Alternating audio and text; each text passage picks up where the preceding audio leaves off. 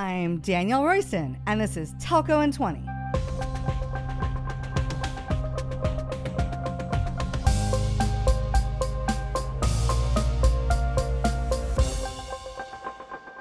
Five years ago, when I started yapping about the public cloud and telco, everyone told me it would never happen.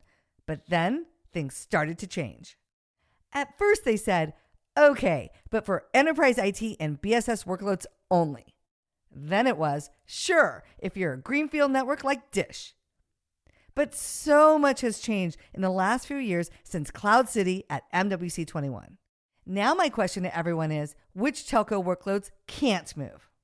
Ignoring the obvious strategic question about whether you can trust the hyperscalers or not, I wanted to do a podcast on whether or not we are technically able to run network workloads on the public cloud. Are the hyperscalers ready to support highly resilient, low latency networks or not? Today on the podcast, I'm talking to Ben Baker from Juniper Networks, the company that works with both hyperscalers and operators to build networks. While we can't answer the strategic question for you, womp womp, we're going to get to the bottom of exactly how far telco can go. How much of the network can move to the public cloud? So let's take 20.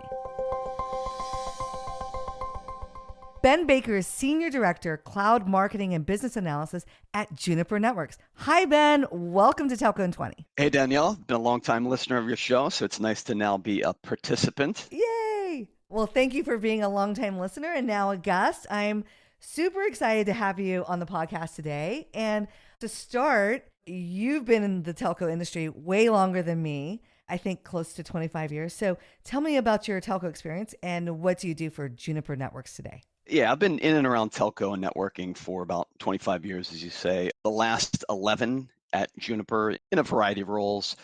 Currently, I wear two hats. I run a business case analysis group that works across all our customer segments and all of our product portfolios. And I also run marketing for our cloud data center business unit. And it's a great position to be in that gives me a front row seat into how networking has been moving towards the cloud. That's awesome. You know, I'm a software girl. And I got to be honest, when I think about Juniper Networks, I kind of think about hardware, but that's maybe because I'm old school. And so has Juniper been making that transition to be more of a software company or maybe a combo of the two, software and hardware? Yeah, Juniper, a hardware company. That's so 2000s. But yes, of course, Sorry. We have a comprehensive hardware portfolio around routing, switching, security. It's what we're known for. But did you know that about 90% of Juniper engineers are actually software engineers? I know that's surprising to me, to be honest. Yeah, and part of that is our Junos operating system, which is every bit as important as the underlying silicon that it runs on. And then thinking about the last 10 years or so, to the point of your question, we've invested incredible amounts of time and money in what I'll loosely call off-box software. Yeah. Increasingly, the differentiation that you provide for a customer today is in the experience. Yeah. And this is the experience of the network operator, but also the end user. Yep. And we do this through management and automation software across the different domains. So Paragon in the WAN, Mist in campus and branch, which is our AI ops solution, and Apstra for data center fabric management and automation. And then when you get into telco cloud, which I know we're going to dig into further, Yeah, for sure. our Contrail product, or CN2, is our CNI, our container network interface, but with better features around networking and security than your typical CNI. And a lot of exciting things going on with CN2. It's a great solution to solve problems like Kubernetes multi-cluster sprawl. CN2 is portable across public and private clouds. It integrates well with Apstra, so we have that direct link from controller to hardware. And this is a key part of our overall telco cloud solution. And also our Cloud Metro portfolio is a key piece of that as well. And we had a ton of interest in these topics recently at Mobile World Congress. Yeah. I mean, 2 years ago, I went to MWC, took over the Ericsson booth, and we created Cloud City. And at the industry level, I'd say there wasn't a lot of talk about cloud at the time. And now walking around MWC 23 this year, the hyperscalers are there in full force, all three. big booths, Yep. multiple booths, lots of discussion about cloud. And so I'm the public cloud girl in telco. It sounds like you guys are also seeing that transition in your business to more cloud computing. Sounds like you're driving that into your products as well. Yeah, absolutely. And city is a great term to refer to some of the sizes of booths at Mobile World Congress. Totally. I agree with you. Yeah. And I think it's not a stretch to say that the most important strategic decision up to the board level for many telcos around the world is, should you work with the hyperscalers, Yeah. the public cloud Yeah. providers, or should you do it yourself? Yeah, it's a big question. I did a talk at MWC 21 about two sides of the public cloud because it's not necessarily the easiest decision to make, but there's so many advantages of using the hyperscaler technology, you can't really ignore it. And so for you guys, it sounds like as you're designing your products and going to market, designing things that are, I'm going to use air quotes, cloud native. Is that more like containers and Kubernetes, things that work in a cloudy way and not so much hyperscaler specific and running on the public cloud per se? Yeah, absolutely. I think it's a great summary of it. The idea of cloud native for me starts with how an application is fundamentally architected. Yeah. And cloud native generally means an application is written as or composed of microservices. So that means typically, like you say, it runs in containers with Kubernetes as the orchestration system. And this change in how applications are architected versus traditional ways where an app would be tied monolithically to a VM or even a particular piece of infrastructure, this change has ramifications. It means that apps are now more dispersed. Yeah. They're spread out as a collection of workloads across different logical or even geographic data centers. Cloud native means apps are ephemeral. These workload components are now turned up and down really quickly. They're more dynamic. And it also means that apps are fungible. Microservices are movable and interchangeable across cloud infrastructure. Now, I think the most important ramification of all of this, and this is really why I come to work every day for a network infrastructure vendor, it's that in this new cloud native world, the network is even more important than ever. Yeah. This dispersion of workloads, it causes new and very acute challenges around basic connectivity, of course, but also around security, latency, resiliency. And, we say the cloud is a network. You can't separate the two. And of course, the cloud is really an operating model, a way to work. Yeah. It changes everything. I think people are starting to realize that. Obviously, I come at it more on the enterprise IT side, which I think is a foregone conclusion that is absolutely able to run in the public cloud.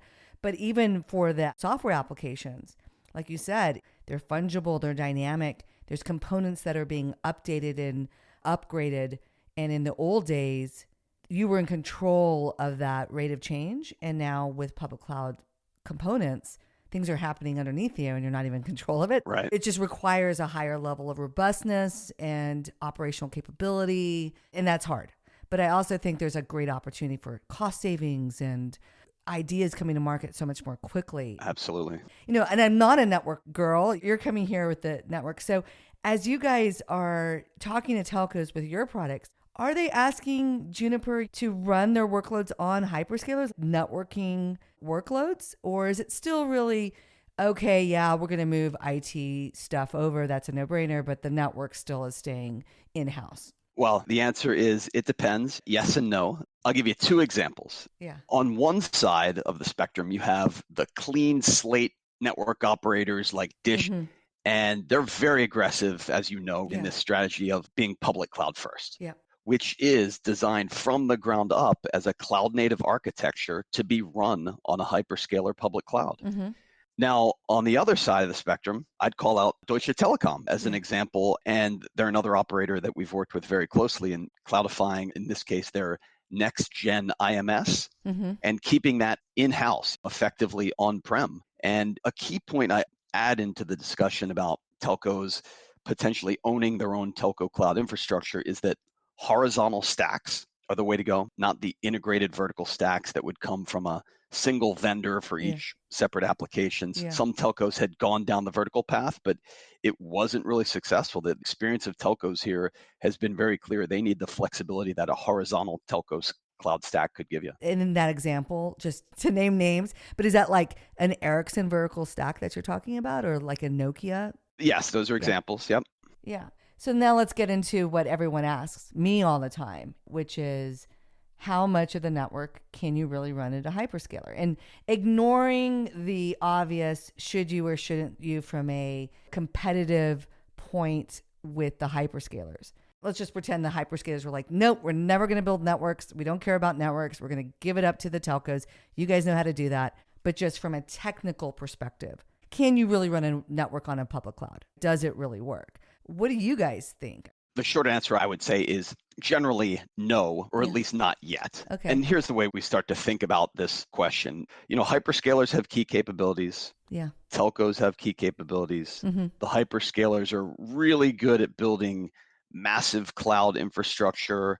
They have armies of talented software developers, and they typically do it themselves when it comes to building automation tools. Yep. And hyperscalers move really fast, like I think you had mentioned before. Sometimes they break things, which is an important point to consider when you're asking that question about telco workloads running on top of them. Now, telcos, on the other hand, own vast real estate assets. The biggest telcos can have 10 times the number of locations versus a hyperscaler probably. Yeah. Telcos have long-standing billing relationships with millions of customers. I've been paying my wireless service provider $75 a month for 25 years. And I mean, that's a lot of money. That adds up. Yeah. And I pay even more to my internet service provider. So getting to your question, telcos are also fundamentally driven by reliability. Yeah. You have regulations around 911, CALIA, that the public cloud is just not ready for today anyway. It's been a while since I picked up a landline phone, but seriously, when did you ever pick up a phone and not get a dial tone? Yeah, and it not work. Other than 9/11, I mean, the answer for me is I think never. Yeah. So you put these strengths of telcos with the strengths of hyperscalers, and that question is, okay, are they friend or foe or partners or friends with benefits? Yeah. And we generally think that they should be partners. Of course, they are in many cases. One end of the spectrum is Dish, like I mentioned before, getting cloud native workloads on public cloud and, like you say, in some cases, private cloud, even for critical telco workloads like 5G core and RAN. So when you get into the traditional telco part of the discussion, one way to look at it is different workloads. Yeah. And you had mentioned before generic IT workloads. A telco is just like any other big enterprise. They have their enterprise workloads, including perhaps most importantly OSS and BSS. Yeah. There's no, I would say, big strategic barrier or technology barrier to a telco going to public cloud for those general IT workloads. Yep. But, of course, you weigh the standard trade-offs of cost and flexibility, predictability or burstiness of workloads, security, all the factors that go into that.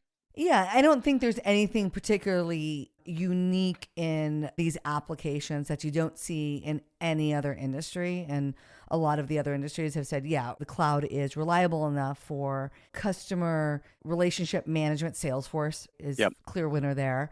But then all the other things along with it. There's not this 25 nines of reliability for your customer support that you need. And so the cloud is secure enough, reliable enough, and if you do it right, cheap enough, and it makes sense. And so I don't know if that ship has sailed in telco, but I think it's definitely getting ready to leave the port on enterprise workloads for sure. I would still perhaps push back a little bit on that. And there's plenty of enterprises that are keeping plenty of workloads on-prem, and that'll, I think, continue for the foreseeable future. But no doubt there are many large benefits in many cases to moving those kind of workloads to public cloud. But, getting to the interesting part of your question is, should telcos put their network workloads on public cloud? You can certainly use public cloud to experiment. A telco can and should help build up their own cloud skill set by using public cloud tools. You can certainly easily use public cloud for development and test environments, for speed, obviously, to get things out quickly.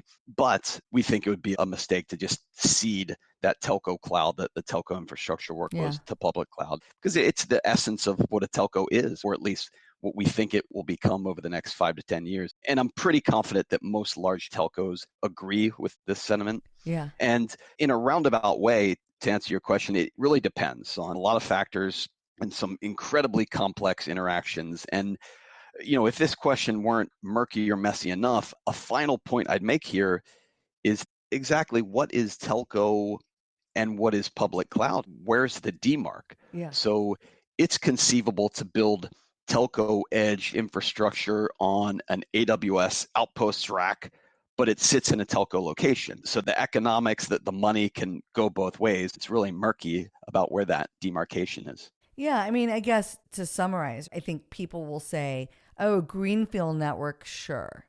Okay, enterprise IT workloads, that's okay too.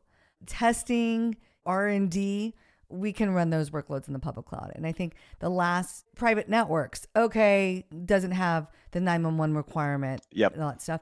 But, if I'm a telco, from a technical perspective, I think I try to run as much as I could on the public cloud for the things that I could, and the things that I couldn't, keep it. Because, my point of view is those hyperscalers, they're chasing all the industries. They're chasing horizontal workloads. They're looking at the telco industry that's like, how do we make our 5G use case and our ROI on it and the massive CapEx to extend the network and cover rural? They're like, we're good. We don't, you guys can't figure it out. And you guys have been doing it. Don't need to deal with local city councils to get permits for a new cell site. They don't want to do that. I mean, again, this is a debate and I could be wrong. I'm not a network person, not an expert, never run a telco. But if I'm at AWS, I'm like, that sounds like a really hard job, guys. You guys are doing great. Keep doing it. We need it. We use it. But yeah, we don't want to go do that. Yeah, there are some elements of the last mile that just aren't a great business. Yeah. It sucks. Now, maybe Starlink is something you got to worry about, right? I don't know. But yeah, Danielle, I generally agree with some of the things that you've summarized from a technology point of view. Yeah. But the premise of your question was kind of ignoring the elephant in the room about the strategic aspect of it. Does a telco want to give away the crown jewels, right? That's a whole discussion, right? But let's solve the technical debate. Can it work? Yeah. And it sounds like there's still work that needs to be done to make these hyperclouds carrier grade. Right. You can't run the whole thing, can't do 911. There's still lots of stuff changing and things like that. But they solve that maybe. And then you leave the strategic question of should you or shouldn't you? Right. Even to the extent we're not there today, I think technologically we'll get there. So I don't think there's a huge barrier to that. I think so too. Oh my God. Anyways, well, that's fun. I mean, I get this question all the time. It comes up on panels. And so I think we'll be talking about it a little bit more this year on Telco in 20. But yeah, the nice thing is Juniper wins either way. We supply both sides, so it's all good. So you're psyched. And there's so much change coming. You guys have tons of opportunity, so it's going to be super exciting. And so speaking of super exciting things, when I was reading up on Juniper Networks, I found that you guys are a global partner with Aston Martin F1 racing team. And so what do you guys do with those guys? Yeah, Aston Martin's a fun partnership that we have. And it's easy to get excited about Formula One and even James Bond. So we get a lot of buzz out of the relationship. Totally. But yeah, Aston Martin is an important customer of ours. Yeah. There's that part of it too. Just relatively standard enterprise networking infrastructure across their manufacturing sites, corporate offices, customer-facing sites that they have. And between Aston Martin and Formula One, they're such big brands that we have other opportunities to work with them, whether it's something like sustainability initiatives in local communities and, of course, the races themselves, which are the most fun part, I think. I interviewed an F1 race IT guy, and I guess it was a couple years ago, it was during COVID. And it was so funny because they moved a lot of their infrastructure up into the public cloud. And I was like, what were the objections that your company had? And it was all the same things I hear from telcos.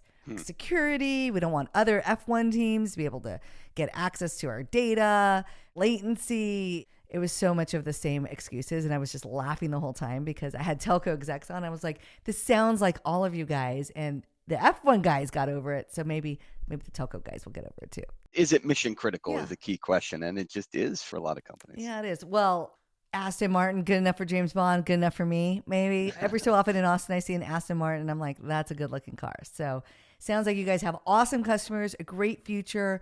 Cloudification of the network is coming. And so again, Ben, thank you so much for coming on to the podcast. I think we had a great conversation. Thanks, Danielle. Awesome. Great to be here. Yeah. Stick around because we're ending each podcast with a Telco in 20 takeaway. I have 20 seconds to tell you something you need to know. Did you hear what Ben Baker just said? He thinks it's only a matter of time before the hyperscalers can support workloads for telco networks. Whoa, Nelly! That's huge if true. Telco can move a lot more to the public cloud than most people think. The only question that remains is whether or not moving the network to run on the public cloud is the right business decision. Like I said in the podcast, I don't think the hyperscalers want to run networks.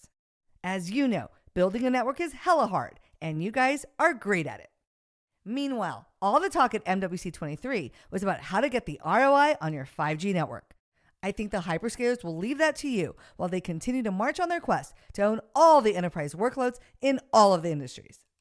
So I say, use the public cloud. Jump on and ride that public cloud dragon. Targaryens! Speaking of Daenerys Targaryen and her army, it's time for me to activate my cloud army.